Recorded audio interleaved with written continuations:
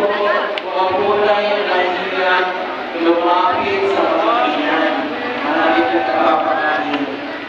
Lapitan lang po ninyo. Kasi iba na ikiya. Huwag po. Mamaya na po kayo mahiyang pagtapos na po kayo kumain. At least tapos na.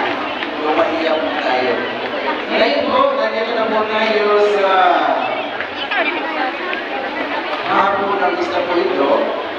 Sa Testiculas po dito. Sa Gabos 7. Then, mamaya pong 5 p.m. Open na po yung Rockway Rosary Vigil po natin.